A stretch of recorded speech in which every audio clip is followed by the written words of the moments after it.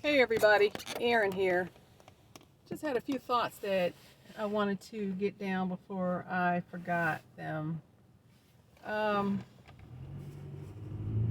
I was thinking about the topic of war.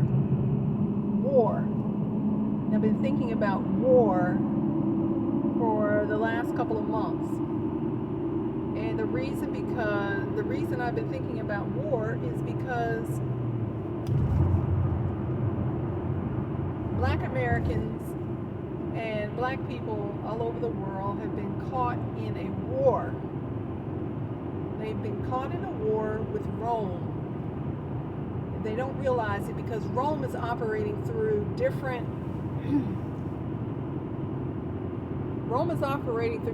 fronts. So what Rome has mastered is the art of disguising itself. See, the Bible tells us until the end of time and until Yeshua returns, the ruling power on this earth will be Rome. We know that from Daniel 2 prophecy. We know that from Daniel 7. We know that from Revelation 12 and 13. So we know that the enemy, the dragon, which is Satan, the devil, the serpent, he is utilizing Rome to make war on the entire world, but especially Black people of the so-called African diaspora. That's what he's doing. Okay, so I've been thinking about war because I'm recognizing that so much around us is the machinations of war. Everything around us has been weaponized. Everything from the food to the water to religion. I just passed by a church. There are churches literally on every corner. Okay, not literally on every corner, but pretty much on every corner. The financial institutions that we interact with, they've been weaponized. Sex has been weaponized. Anything that you can think of has been weaponized. This is a fact. All right. So in the book of Joshua, let me see if I can pull this up real quick. The book of Joshua, is it Joshua or Judges? All right, let me pull this up real quick. The Lord is talking about when his people went into, this is Judges. This is Judges. Now, when Israel came out of Egypt, they were intended to inherit the promised land, and eventually they did. But Yahweh, who people call God, what I call him Yahweh, and that's based on the Tetragrammaton. The Tetragrammaton is Y. It's a four-letter. I don't want to call it a four-letter name. It's a four-letter name, and it's YH. Oh my goodness. YHVH. YH. Okay. Don't quote me on that. I don't know why I'm drawing a blank on that. But anyway, Yahweh brought his people out of Egypt, and several times on the way to the promised land, they disobeyed some basic instructions that he gave them to follow. So when they got into Canaan, he told them, look, I'm going to leave some nations in place that you're going to have to deal with.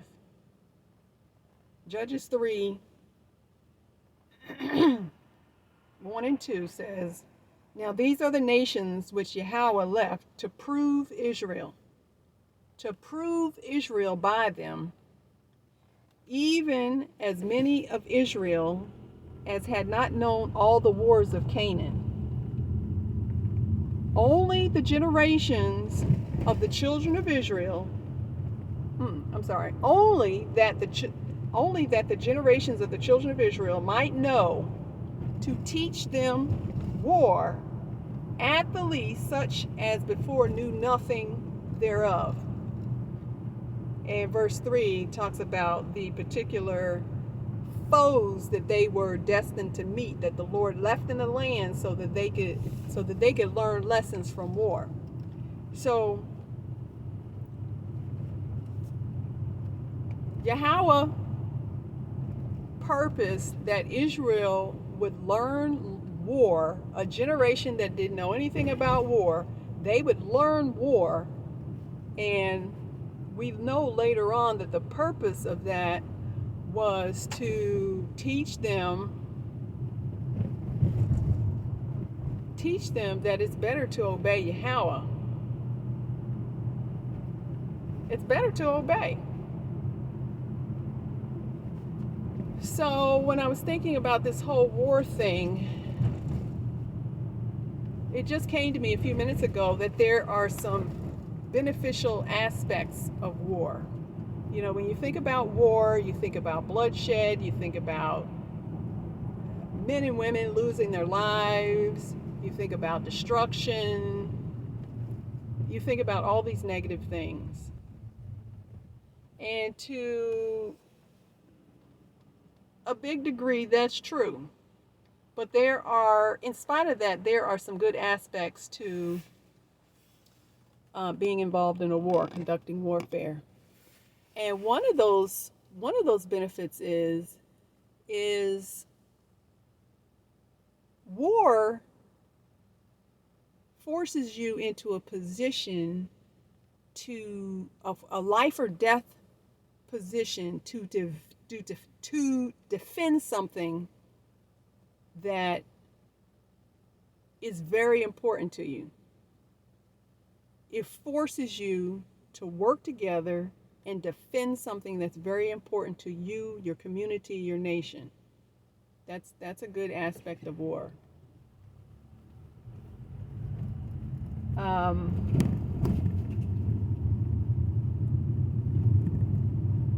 In light of what Israel had to deal with when they came out of Egypt and had to contend with these different Canaanite nations that were left in the land, I see that black people of the African diaspora, they're in the same position. They're in the same spot, dealing with these Romans and dealing with these nations that Rome has Romanized.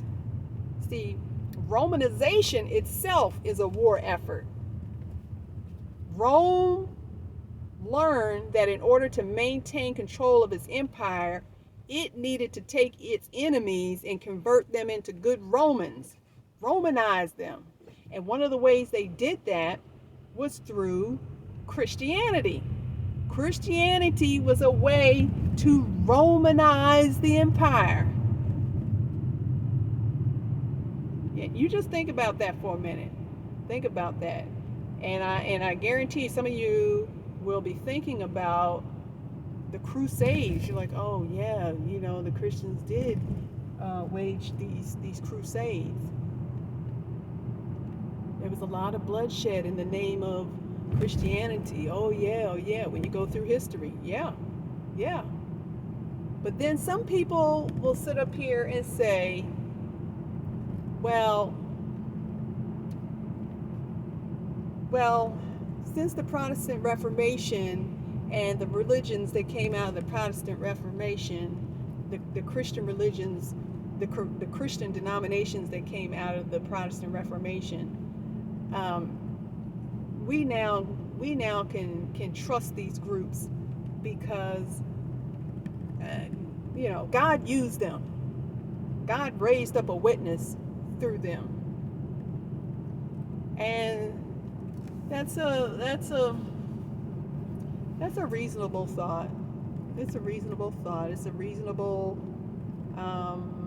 desire to think that But the reality is when you are in a total onslaught war effort, Rome is not playing with anybody. Rome has intended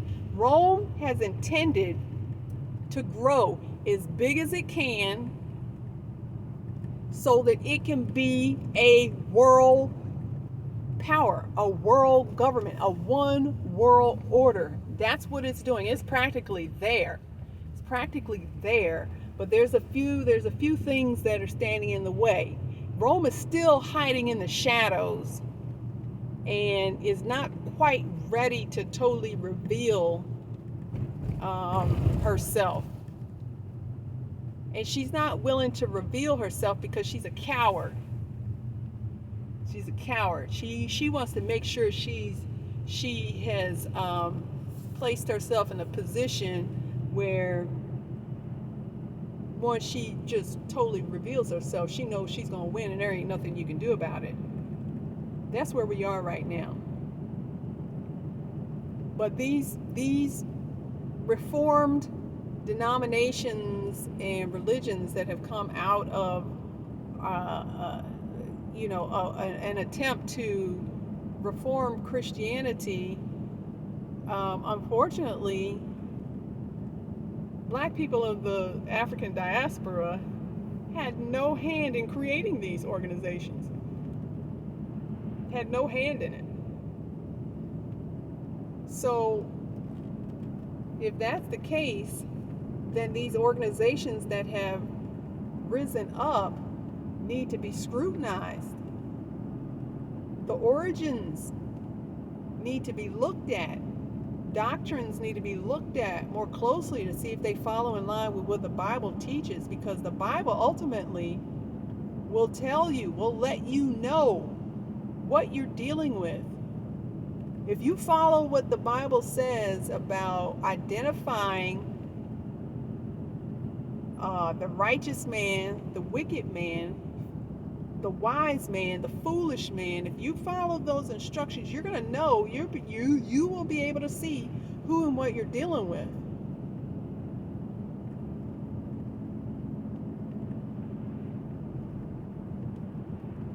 And unfortunately, black people in this country have not been following that divine blueprint. They haven't been following that blueprint because Christianity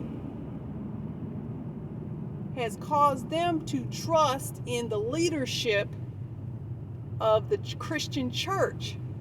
And the Christian church is not looking at this experience as a war effort, a total onslaught. They're not looking at it like that.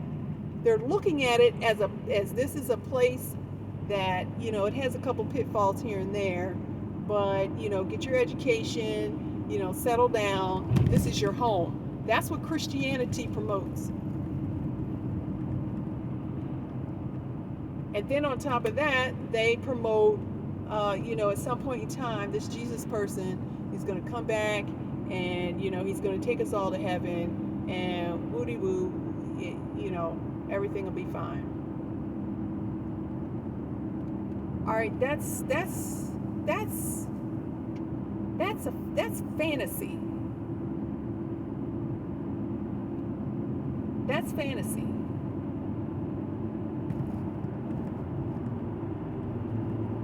There is no Jesus person. This is a straw man. And that's a whole nother issue. That's a whole nother issue. But the creation of this straw man was important so that Christianity could be the weapon that it is. It is a weapon. Because if you are convinced in your mind that Christianity, which is based on the notion of Jesus Christ, the Christ, it's founded on this Jesus Christ person, Christianity, and everybody's encouraged or told to be like Christ, then you know, if that is stuck in your mind, and your mind says that this is right, this falls in line, then you have a problem. But here's the thing, and I recognize this. Here's the thing. I understand that the Bible, the King James Bible that people have today, lends itself to this understanding, this general understanding that people have. But once again, when we think about Rome and what Rome has been doing for the last 2,000 years, you can bet your